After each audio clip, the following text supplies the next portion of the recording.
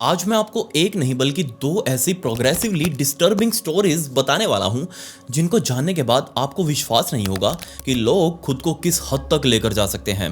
But उससे पहले next time आप जब भी खाना खाते टाइम मेरी वीडियोस देखें तो उस टाइम पर थाली के अंदर इस लाइक बटन को भी शामिल कर लें।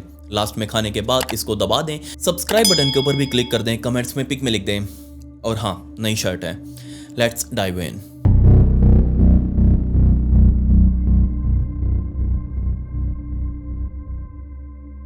मेरी इस पहली बहुत ही अनबिलीवेबल और अजीब सी स्टोरी को समझने के लिए हमें कनाडा में जाना पड़ेगा और यहीं पर रह रही थी 30 साल की कैली रोनाहन नाम की लड़की। असल में कैली अकेली नहीं थी, उसके साथ उसकी जुड़वा बहन वो भी उसके साथ ही रहा करती। बट ये दोनों आपस में बिल्कुल अलग। कहते हैं जुड़वा बच्चे एक जैसे होते हैं, बट नहीं, ये एक जैसे नहीं थे, ये बिल्कुल अलग। कैली बिल्कुल उलट अपनी बहन की और बचपन में ही इसने अपने रूप दिखाने भी वो शुरू कर दिए।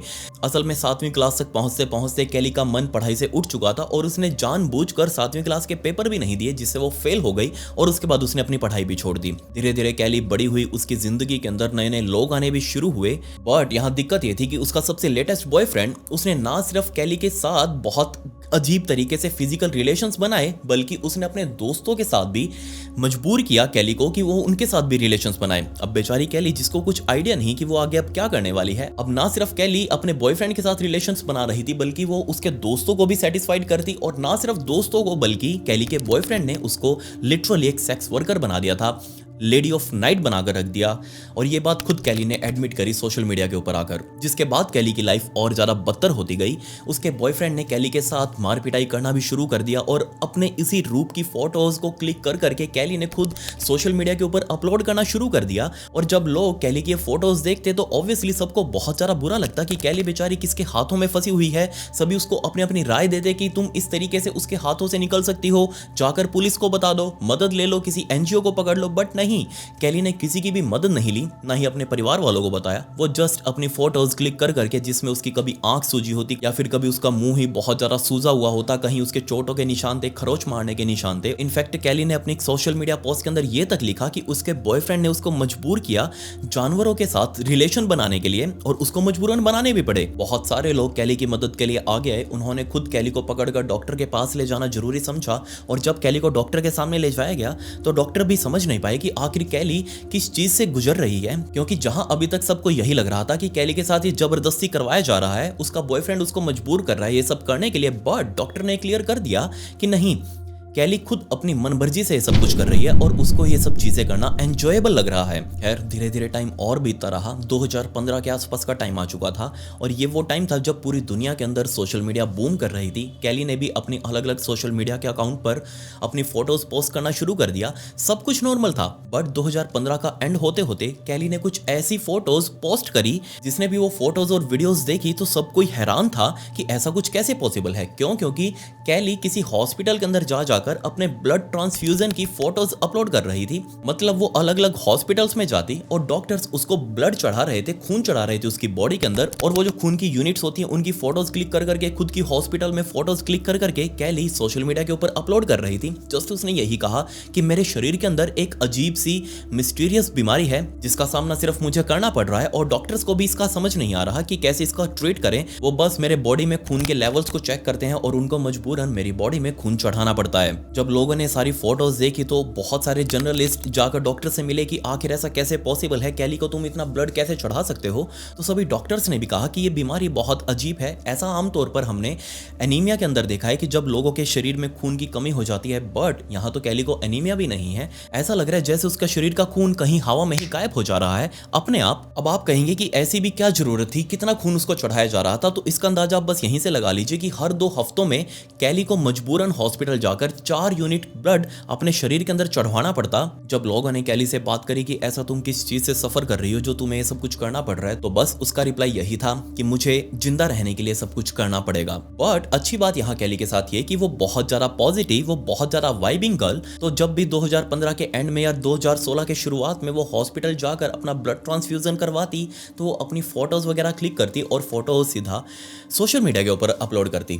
बट फोटोज उनमें से कुछ ऐसी थी, एक बार आप जरा ये फोटो देखिए। इस फोटो को देखकर आपको क्या समझ आएगा कि यहाँ आखिर चल क्या रहा है। जी हाँ, जो सवाल आपके माइंड में है वही मेरे माइंड में भी थे कि आखिर ऐसा कैसे पॉसिबल है। कोई किसी बीमारी का विक्टिम है, कोई पीड़ित व्यक्ति है, वो अगर हॉस्पिटल जाएगा ब्लड ट्रांसफ्यूजन करवाने के लिए, कोई वो छोटा मोटा खेल तो नहीं होता। शरीर के अंदर ब्लड चढ़वाना वो कोई हंसी मजाक का खेल नहीं है। बट यहाँ कैली इस चीज़ को बहुत ज़्यादा लाइटली लेती, वो वहाँ जाकर हंसी मजाक करती, ऐसे ऐसे पॉजेज बनवा कर, ऐसे बहुत सारे इमेजेस हैं जिसके अंदर आप जाकर देख भी सकते हैं उसकी आईडी पर। ऐसी ऐसी फोटोज क्लिक करवाना ये सबको बहुत अजीब लग रहा था। इसके अलावा जब भी हॉस्पिटल के अंदर कैली का ब्लड ट्रांसफ्यूजन पूरा हो जाता तो वो भी जो यूनिट के बैग होते हैं जिसके अंदर ब्लड स्टोर किया जाता है, तो वो स्पेशली जाकर डॉक्टर से वो यूनिट्स के बैग मांग लेती, उनकी फोटोज क्लिक करती और घर जाकर बाद में उन फोटोज को आराम से देखती। असल में उन फोटोज के ऊपर जो डोनर होता है, जिसका ब्लड जिसने डोनेट किया होगा, उसकी डिटेल्स लिखी होती हैं कि कब उसने डोनेट किया, वो बंदा कहाँ रहता है, क्या उसका नाम है। और कैली को उन बंदों से मिलना पर्सनली बहुत बहुत ज़्यादा पसंद। वो स्पेशली उनको कॉल करती और उनसे मिलने के लिए जाती और उनको सामने से बताती कि तुमने जो ब्लड उस दिन डोनेट किया था वो आज मैंने अपनी बॉडी के अंदर चढ़वाया है और मैं तुम्हारा यहाँ पर थैंक्स करने के लिए आई हूँ। अगर तुम ब्लड डोनेट ना करते तो मेरी जान जा सकती थी। अब आपको यहाँ पर ये सब कुछ बहुत बहुत ज़्यादा पॉजिटिव लग रहा होगा कि देखो कैली कितना अच्छा काम कर रही है, वो सबको जाकर थैंक्स कर रही है। वो एक अननोन बीमारी से पीड़ित है जो किसी को भी समझ नहीं आ रही, और उसके बाद भी कैली इतनी ज़्यादा पॉजिटिव, इतनी ज़्यादा एनर्जेटिक, बट रियलिटी इससे बहुत बहुत ज़्यादा दूर थी। असल में कैली जितनी बार भी हॉस्पिटल जाती तो सबसे पहले डॉक्टर्स को उसकी बीमारी का कॉज पता करना था कि आखिर कैली किस बीमारी से पीड़ित है। ऐसे ही कोई हवा में खून गायब नहीं हो जाता, क्योंकि वो इतना इतना ब्लड चढ़ा रहे हैं। इंसान को किसी भयंकर एक्सीडेंट में इतना ब्लड की जरूरत पड़ती है, जब उसका बहुत मैसिव लॉस हो, उसकी बॉडी से खून पूरा ड्रेन हो जाए, तब इतना ब्लड चढ़ाना पड़ता है। आखिर जो हम ब्लड चढ़ा रहे हैं, क्योंकि जब भी कैली हॉस्पिटल जाती तो उसकी हिस्ट्री देखी जाती कि पहले इसने कितनी बार ब्लड चढ़वाया है, तो ऑब्वियसली सभी डॉक्टर्स को बहुत अजीब लग रहा था कि आखिर ये कारण क्या है, क्यों कैली को ऐसे ब्लड ट्रांसफ्यूजन करना पड़ रहा है। आमतौर पर इसका बहुत ही स्ट्रेट फॉरवर्ड कारण होता है कि किसी को ब्लड चाहिए तो मतलब उसको एनीमिया वगैरह है, या फिर इसके अलावा कोई और बीमारी तो होगी, कहीं तो सामने आएगी। बट नहीं, कैली के केस में ऐसा कुछ नहीं था। डॉक्टर्स के माइंड में भी कहीं ना कहीं ये बात घूम रही थी कि हो ना हो कैली खुद अपना ब्लड निकाल रही है, या फिर वो कुछ ना कुछ तो हमसे जरूर छुपा रही है। बट क्या, वो उनको पता लगाना था। और हुआ भी कुछ ऐसा ही। 2016 में एक दिन जब वो हॉस्पिटल से अपना ब्लड ट्रांसफ्यूजन करवा के घर पे आई, तो उसने अपनी रिसेंट जो रिपोर्ट्स थी, जो हॉस्पिटल में उसके टेस्ट हुए थे ब्लड ट्रांसफ्यूजन से पहले, उस रिपोर्ट की फोटो क्लिक करके उसने तुरंत सोशल मीडिया के ऊपर अपलोड कर दी। अब जैसे ये अपलोड हुई तो सभी लोग जो उसको देखने वाले थे, सभी उस रिपोर्ट को बहुत ध्यान से देखने लग गए कि आखिर यहाँ चल क्या रहा है, कैली आखिर कर क्या रही है, उसको क्यों इतना जरूरत पड़ रही है। सो यहाँ पर कैली की रिपोर्ट के अंदर एक ग्राफ बना हुआ था, जो कि कैली के बॉडी के अंदर ब्लड लेवल्स का वो ग्राफ था, और उसके अंदर एक सडन ड्रॉप आप भी इस फोटो के अंदर देख सकते हैं। यही वो एक्चुअल ग्राफ था जो कि कैली ने अपलोड किया था। सो एंड में जाते जाते एक ग्राफ एकदम से नीचे सडन ड्रॉप हो गया।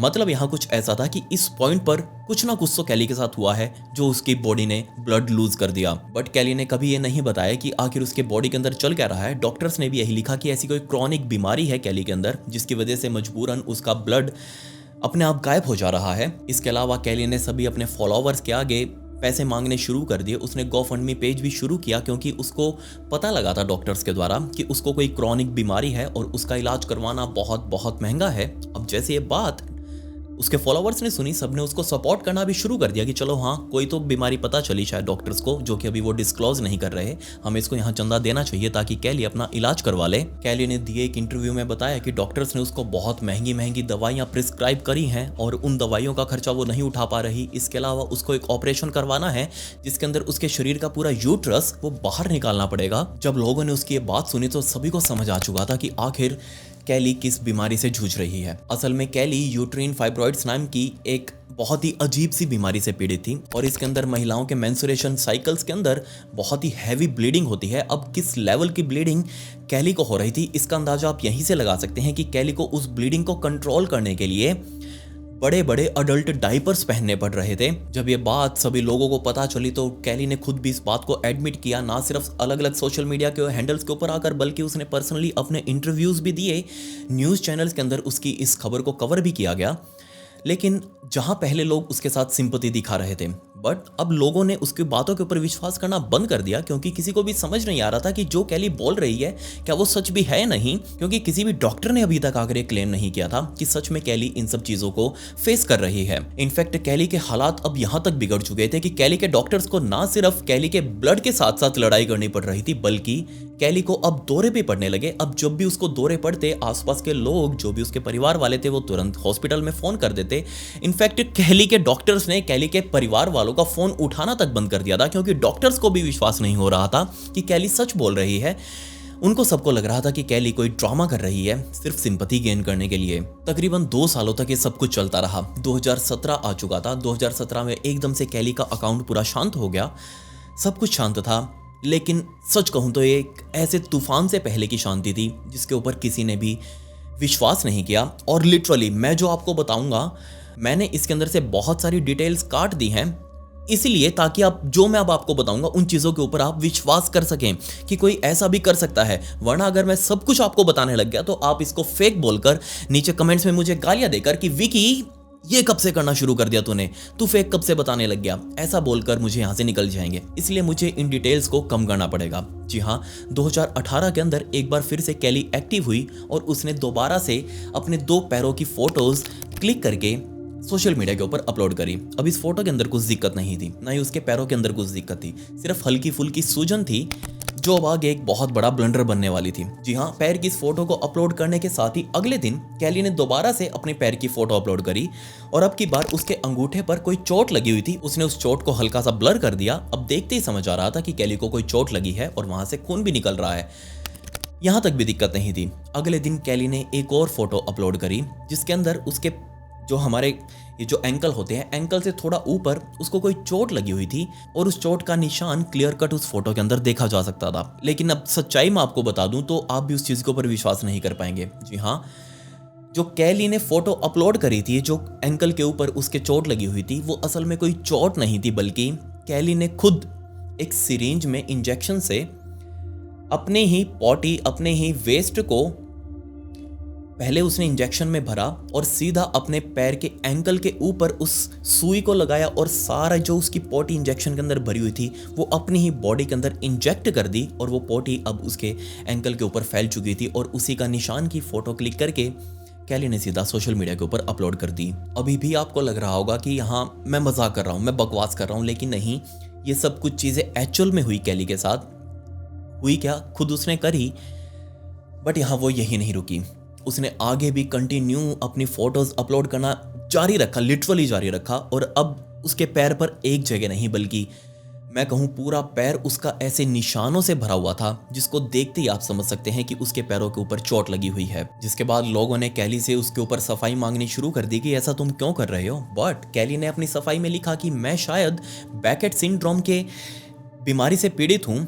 इस बीमारी के अंदर ऐसा ही होता है कि पैरों के ऊपर ऐसे निशान पड़ जाते हैं। बट किसी ने भी उसकी बातों के ऊपर विश्वास नहीं किया, क्योंकि उसने जो पहले बताया था सबके सामने आकर सभी लोग उसी को सच मान रहे थे। लेकिन यहाँ दिक्कत ये थी कि वो जो चीज़ उसने इंजेक्ट करी थी अपने ही बॉडी के अंदर, अपने ही पैरों के अंदर, वो बाहर तो निकल नहीं सकती। उसको बाहर किसी तरीके से निकालना पड़ेगा, लेकिन ऐसे कैसे, अंदर पड़े पड़े तो वो इन्फेक्शन बन जाएगी। और हुआ भी बिल्कुल ऐसा ही। जहाँ जहाँ उसने वो इंजेक्ट करी थी वहाँ वहाँ वो पोटी अंदर इन्फेक्शन बन चुकी थी और जगह जगह कैली के शरीर के अंदर ब्लड क्लॉट्स बनने लगे थे, क्योंकि जहाँ जहाँ उसने वो इंजेक्ट करी थी वहाँ वहाँ से उसकी वो ब्लड की जो वेसल्स थी वो ब्लॉक हो गई। खून वहाँ पर जमना शुरू हो चुका था, खून अब ब्लॉक होने लगा था। ये इन्फेक्शन उसका इतनी जल्दी से उसके पैरों के अंदर फैला, इतने बदतर तरीके से फैला कि मजबूरन उसको खुद के घर वालों द्वारा ही उठाकर हॉस्पिटल के अंदर भर्ती करवाया गया। वहाँ डॉक्टर्स ने जब ये हाल देखा तो किसी को भी विश्वास नहीं हुआ कि कोई खुद के साथ ही ऐसा कुछ कैसे कर सकता है, ये चीज़ पॉसिबल भी कैसे है। बट तुरंत डॉक्टर्स ने कैली का इलाज करना शुरू किया और उस इलाज के अंदर मजबूरन कैली के शरीर के दूसरे हिस्से से स्किन काट कर जगह जगह जहाँ जहाँ उसने वो अपने कांड बिठाए थे, जो अपनी निशानी छोड़ी थी, वो जो माल भरा था उसने अपने पैरों के अंदर, उस माल को बाहर निकाल कर ऊपर की स्किन भी उतारनी पड़ी, क्योंकि वो सारी डेड स्किन बन चुकी थी। उस स्किन की जगह मजबूरन दूसरे हिस्से से स्किन को काटकर छोटे छोटे टुकड़े उसके पूरे पैरों के ऊपर लगाए गए। इनफैक्ट बड़ा स्किन क्राफ्ट भी लगाया गया। अब उसकी फोटो भी क्लिक करके इस कैली ने सोशल मीडिया के ऊपर अपलोड कर दी यहाँ तक भी दिक्कत नहीं थी, दिक्कत अब आगे आने वाली थी। जी हाँ, जैसे ही कैली वो स्किन का एक बड़ा सारा टुकड़ा लगवा कर वापस अपने घर पहुंची तो घर पहुंचते ही उसको वो खुजली हुई। बाऊजी बनकर उसने खुद अपने उसी पैरों के ऊपर वो जो स्किन लगाई थी उसको उखाड़ना शुरू कर दिया और उसकी वीडियो बना बनाकर वो बार बार सोशल मीडिया के ऊपर अपलोड करने लगी। कैली किस लेवल तक गिर चुकी थी इसका अंदाजा आप यहीं से लगा लीजिए कि वो जो स्किन क्राफ्ट जो चिपकाया था डॉक्टर्स ने, उसको उखाड़ने के चक्कर में, उसको थोड़ा सा हिलाकर दिखाने के चक्कर में वो पूरा स्किन क्राफ्ट वो उतर गया उसके पैर से और लिटरली उसके पैर की जो हड्डी थी, वो हड्डी के ऊपर जो मांस था, उसके ऊपर जो नसें थी, वो सारी विजिबल थी। अब आपको क्या लग रहा है कि यहीं पर कैली रुक गई? नहीं, वो नहीं रुकी। इनफैक्ट उसने अपनी 2 उंगलियां ली, वो जो स्किन का टुकड़ा ऊपर लगाया गया था उसको ऊपर उठाया अपने दूसरे हाथ से, अपनी दोनों उंगलियों को अपने पैर के अंदर घुसाया, जो ऊपर नसें थी, जो नर्व्स थी उसकी, ब्लड वेसल्स, उन ब्लड वेसल्स को उठाकर बाहर की तरफ लेकर आई और उनको ऐसे फील करने लगी। इस चीज की उसने पूरे वीडियो रिकॉर्ड करी और वापस उसको छोड़ दिया, वापस ऊपर स्किन को ढक दिया। इसके बाद कैली ने एक और फोटो अपलोड करी जिसमें उसने अपना नाक पकड़ा हुआ था, जैसे उसको स्मेल आ रही थी, जिसके अंदर उसने डिस्क्रिप्शन में लिखा कि जब मैंने सारा कुछ काम किया तो मेरा पैर बहुत गंदा स्मेल कर रहा था। सच में हमारे पैरों के अंदर बहुत गंदी बदबू होती है। कैली के द्वारा किए गए इस कांड ने पूरी दुनिया को, जिसने भी वो वीडियोस फोटोज देखी, उन सभी को हिलाकर रख दिया। अब बाकी तो सभी शॉक्ड थे, लेकिन असली जो चीज अब आने वाली थी वो होने वाली थी कैली के साथ। जी हाँ, वो जो स्किन का टुकड़ा उसने हिलाया था और वो जो उखाड़ कर वो चीज़ें दिखा रही थी, इस वजह से उसके पैरों के अंदर इन्फेक्शन बहुत गंदी तरह से फैल चुका था। लिटरली वो इतनी तेज़ी से फैल रहा था कि वो चढ़कर ऊपर उसके जांघों से भी ऊपर आ चुका था। मजबूरन उसको हॉस्पिटल में भर्ती करवाया गया और डॉक्टर्स ने जैसे उसे देखा वो समझ चुके थे कि अब इसका क्या हल करना है। जी हाँ, डॉक्टर्स ने तुरंत कैली के परिवार वालों को बता दिया कि हमें मजबूरन कैली के पैरों को काटना पड़ेगा, वरना कैली की जान जाना लगभग तय है। और इसमें कोई देरी नहीं की, डॉक्टर्स ने तुरंत कैली के दोनों पैरों को काट दिया और उस सर्जरी को परफॉर्म करने के बाद भी दोबारा कैली ने खुद की फोटोज क्लिक करी और सोशल मीडिया के ऊपर अपलोड करी। जब डॉक्टर से उसका वो ब्लड वाला रीज़न भी पूछा गया कि आखिर कैली को इतना ब्लड की ज़रूरत क्यों पड़ती थी, तो सभी डॉक्टर्स ने ये अंदाज़ा लगाया कि शायद उसको कोई बीमारी नहीं है कैली को, क्योंकि हमें तो ऐसा कुछ भी नहीं लगा, क्योंकि हमने कैली का बहुत लंबा चेकअप किया है, हमें उसके शरीर के अंदर कोई भी बीमारी नहीं दिखी।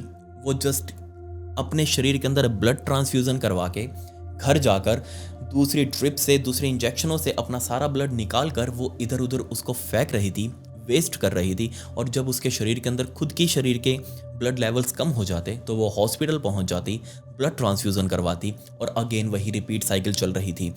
जब उसको इन सब के अंदर मज़ा आना कम हो गया तो उसने अपने पैरों का नंबर लिया, पैरों के अंदर उसने अपने खुद के ही पोटी को, खुद के ही माल को इंजेक्ट करना शुरू कर दिया। और जब वो इन्फेक्शन फैला तो मजबूरन हमें उसके पैरों को भी काटना पड़ा। और ये सब किस लिए? सोच कर देखिए किस लिए, आप अंदाज़ा लगाइए। जी हाँ, ये सब कुछ इंटरनेट क्लाउड के लिए, खुद को फेमस करने के लिए, सिर्फ और सिर्फ सिंपैथी लेने के लिए लोगों की, ताकि लोग उसके ऊपर ध्यान दें, उसको सिंपैथी दें, उसको प्यार दें, वो लोगों की नज़रों में रहे। और ऐसी स्टेट में जब कोई व्यक्ति ऐसा कुछ करता है, पब्लिक की अटेंशन चाहता है, और ये सब कुछ करने के लिए खुद को नुकसान पहुंचाना, उसकी फोटोज क्लिक कर करके इंटरनेट के ऊपर अपलोड करना, ये सब कुछ कहलाता है मैन चॉजन बाय इंटरनेट। मैंने ऐसे बहुत सारे केसेस देखे हैं जिसके अंदर पब्लिक या फिर आम लोग मैन चॉजन बाय इंटरनेट का शिकार हुए। उनको सिंपैथी चाहिए थी, उनको अटेंशन चाहिए थी, और लोग ना जाने इस चीज़ के लिए क्या क्या कुछ करते हैं। हमारा भारत तो इस चीज़ के लिए प्राइम एग्जाम्पल है भाई, प्राइम एग्जाम्पल। उनको चाहिए है, वो भूखे हैं अटेंशन के, उनको लाइक्स और व्यूज चाहिए हैं, उसके लिए वो किसी भी हद तक गिरने के लिए तैयार हैं। खैर, कैली की सर्जरी के बाद सबको कैली का सच पता लग चुका था। उसको एक अलग रिहेबिलिटेशन सेंटर के अंदर भर्ती करवाया गया जहां उसका कोर्स चला, क्योंकि हर कोई समझ चुका था, डॉक्टर्स ने भी कंफर्म कर दिया था कि कैली एक भयंकर PTSD से पीड़ित है, बीमारी से पीड़ित है। उसको एक मेंटल इलनेस है जिसके अंदर वो खुद को सिंपैथी चाह रही है, खुद को सिंपैथी गेन करना चाह रही है, और उसके लिए कैली किसी भी हद तक गिरने के लिए तैयार थी। खैर, आज भी कैली अपनी नॉर्मल जिंदगी जी रही है, बट अब व्हील चेयर के ऊपर। उसके पास पैर नहीं है, अब वो चल नहीं सकती, भाग नहीं सकती, खड़ी नहीं हो सकती। किसी का गया तो क्या गया, सिर्फ कैली ने ही अपने पैरों से हाथ धोया, कैली ने ही अपनी आसपास की पब्लिक के अंदर लोगों के आगे अपनी बेइज्जती करवाई। ऐसा कुछ करके अब मेरी दूसरी स्टोरी, जो कि इससे भी भयंकर होने वाली है।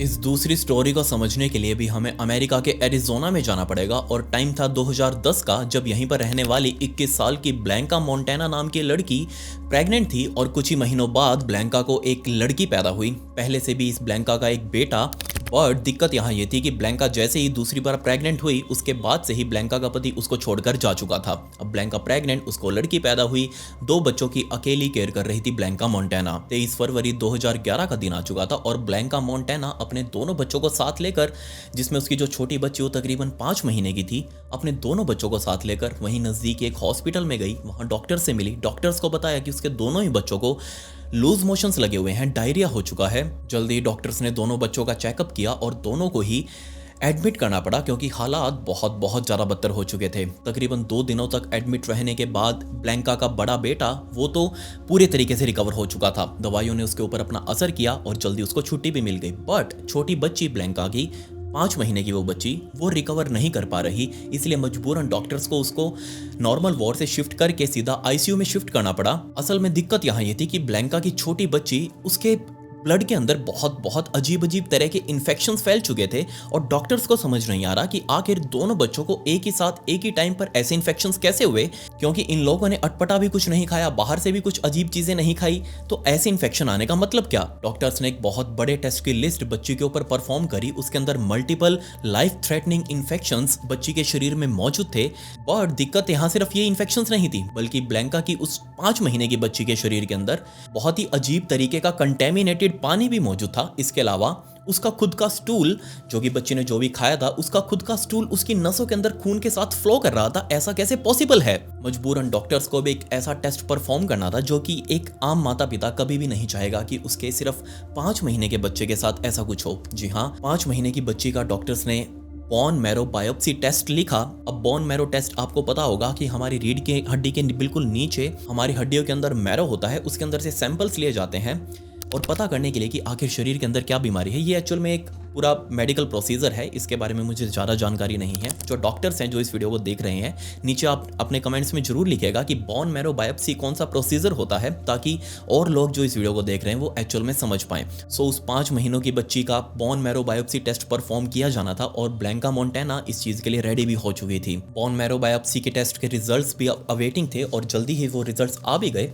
बट उन रिजल्ट्स को देखकर डॉक्टर्स और ज़्यादा हैरान, क्योंकि जिस टाइम पर ब्लैंका मोंटेना अपनी बच्ची को हॉस्पिटल में लेकर आई थी और उस टाइम पर जो डॉक्टर्स ने टेस्ट परफॉर्म किए थे, उनमें से बहुत सारे ऐसे टेस्ट थे जो उस टाइम पर नेगेटिव आए थे। बट अब जब ये बोन मैरो बायोप्सी टेस्ट हुआ, उसके अंदर वो सभी टेस्ट, अजीब इन्फेक्शंस, वो सारे पॉजिटिव थे, जिसका साफ मतलब ये था कि हॉस्पिटल में ही बच्ची के साथ कुछ ऐसा गड़बड़ हुआ है, या तो कोई गलत इक्विपमेंट, मेडिकल इक्विपमेंट बच्ची के ऊपर यूज किया गया है, या फिर उसको कुछ गलत खाना पीना दिया गया है, या फिर उसको कुछ गलत दवाइयां जो आईवीज लगी हुई थी, ड्रिप लगी हुई थी, वो ड्रिप उसको गलत दी गई है और उसी की वजह से इन्फेक्शंस इस बच्ची के शरीर के अंदर बढ़ चुके हैं। अब बेचारी उस बच्ची की जान भी बचानी थी, उसके ऊपर निगरानी रखनी शुरू कर दी कि आखिर ऐसा कौन सा मेडिकल स्टाफ है जो इस बच्ची के साथ ऐसा कुछ कर रहा है, जो उसके ऊपर गलत चीजें परफॉर्म कर रहा है और हमको किसी को पता नहीं चल पा रहा। तो सभी ने मिलकर ये आइडिया लगाया कि क्यों ना हम इस बच्ची को एक अलग रूम आईसीयू के अंदर शिफ्ट कर दें और उसके अंदर एक हम सीसीटीवी कैमरा लगा दें, जिससे हम इसके ऊपर 24 घंटे निगरानी रख पाएंगे कि कौन इसके कमरे में आ रहा है, कौन इसको क्या खाना पानी खिला रहा है, कौन इसको क्या दवाइयां दे रहा है। इससे सभी चीजें हमारे आगे क्लियर हो जाएंगी। सो जल्दी ही उस बच्ची को उठाकर रूम आईसीयू के अंदर शिफ्ट कर दिया गया और सीसीटीवी वगैरह लगाकर 24 घंटे उसके ऊपर निगरानी रखी जा रही थी। कैमरे को भी इस आईसीयू में लगे सिर्फ 3 ही दिन हुए थे और जो उस स्क्रीन के ऊपर बैठे हुए थे, 24 घंटे निगरानी कर रहे थे सामने स्क्रीन के ऊपर बैठकर, उन लोगों ने 3 ही दिन बाद नोटिस किया कि इस बच्ची की मां खुद ब्लैंका मोंटेना अपना पूरा जोर लगाकर अपने हाथ में बहुत सारे उसने वेट वाइप्स लिए हुए हैं। आपने देखा होगा, यूज किए होंगे, वो जो हम फेस को साफ करने के लिए यूज भी करते हैं, वो सारे वेट वाइप्स वगैरह लेकर ब्लैंका मोंटेना इस आईसीयू के अंदर घुसी और सीधा एक कुर्सी को उसने कोने में लगाया और उस कुर्सी के ऊपर चढ़कर सीसीटीवी के ऊपर उसने वो वेट वाइप्स टांगने शुरू कर दिए, एक के बाद एक। और ये चीज जो स्क्रीन को उस टाइम पर देख रहा था, उसको बहुत अजीब लगी कि उसकी माँ इस सीसीटीवी को कवर क्यों कर रही है। कैमरे को कवर करके ब्लैंका मोंटेना उस कुर्सी से नीचे उतरी और सीधा इसी रूम आईसीयू के अंदर बने हुए वॉशरूम में गई। वॉशरूम से तकरीबन 6-7 मिनटों बाद वो बाहर निकली, बट उसका एक हाथ उसके कॉट के अंदर और दूसरा हाथ उसका बाहर। एक्चुअल में उसको लग रहा था कि उसने सीसीटीवी कवर कर लिया है, लेकिन सीसीटीवी की रेंज वो वाइड एंगल के ऊपर लगा हुआ था, वो सामने से तो वो नहीं दिख रहा, उसके ऊपर वेट वाइप्स टांगा हुआ था, लेकिन साइड से वो इजीली कैप्चर कर पा रहा था। और जो स्क्रीन के ऊपर बैठा हुआ था उसने देखा सामने से कि ब्लैंका मोंटेना वॉशरूम से बाहर निकली है, उसका एक हाथ उसके कोट के अंदर जबकि दूसरा हाथ बाहर, वो अपने इसी हाथ को लेकर सीधा अपनी बच्ची के जो वो झूला डाला हुआ था जिसके अंदर उसको एडमिट किया हुआ था उस बच्ची के पास गई और उस बच्ची की उस टाइम पर वो आईवी ड्रिप चल रही थी। आईवी ड्रिप आपको पता होगा, जो हमारे नस के अंदर कैनोला लगाया जाता है और उसके बाद वो पाइप के थ्रू वो टांग देते हैं स्टैंड के ऊपर और उसके अंदर से इंजेक्शन चलते रहते हैं। सो ब्लैंका धीरे से चलकर सीधा उस आईवी ड्रिप के पास गई, उसने स्टैंड से उस आईवी ड्रिप को उतारा, नीचे एक इंजेक्शन पड़ा हुआ था, उसने इंजेक्शन को उठाया और अपने हाथ में जो चीज़ थी उसने उस चीज़ को उस इंजेक्शन के अंदर खींचा और सीधा ड्रिप के अंदर उसने पुश कर दिया। ड्रिप को उसने कंटेमिनेट किया और ड्रिप को वापस टांग दिया और वहां से वो बाहर निकल गई। जो सिक्योरिटी वाला स्क्रीन के ऊपर बैठकर देख रहा था उसने वो सारी चीज़ें रिकॉर्ड करी, उसने तुरंत फ़ोन उठाकर अपने हायर ऑफिसर्स को बता दिया कि ब्लैंका ने अभी ऐसा कुछ किया है, आईवी के साथ छेड़छाड़ करी है। जल्दी सारे डॉक्टर स्टाफ ने वो फुटेज आकर देखी और उस टाइम पर तो उन लोगों ने ब्लैंका को कुछ भी नहीं बोला, वो जस्ट अपने आगे का प्रोसीजर फॉलो कर रहे थे। अगले दिन पूरे हॉस्पिटल के स्टाफ ने एक हाई लेवल मीटिंग बिठाई और उसके अंदर ब्लैंका को भी बुलाया गया और उसके सामने जस्ट क्लियर कट एक ही बात रखी कि देखो हम तुमको मौका दे रहे हैं अपने आप सब कुछ चीज़ें बताने का, क्योंकि हमारे पास प्रूफ है, हमारे पास वीडियो है, तुमने ना सिर्फ उस सीसीटीवी कैमरे को ढका बल्कि इसके आगे भी कुछ किया। सो प्लीज हम खुद से तुमको मौका दे रहे हैं सब कुछ बताने का। ब्लैंका ने कहा कि देखो मैंने सीसीटीवी जानबूझकर कवर किया और ऐसा सिर्फ इसलिए क्योंकि मुझे चाहिए प्राइवेसी, मेरी प्राइवेसी, मेरी बच्ची की प्राइवेसी, क्योंकि मैं मेरी बच्ची के पास हर टाइम रहती हूँ और मैं नहीं चाहती कि कोई हमें ऐसे सोते हुए देखे, कोई बैठते हुए देखे, कोई खाते पीते हुए देखे, हमें बहुत बुरा लग रहा था। इसलिए मैंने मेरी बच्ची की और मेरी खुद की प्राइवेसी के लिए वो सीसीटीवी कैमरा कवर कर दिया।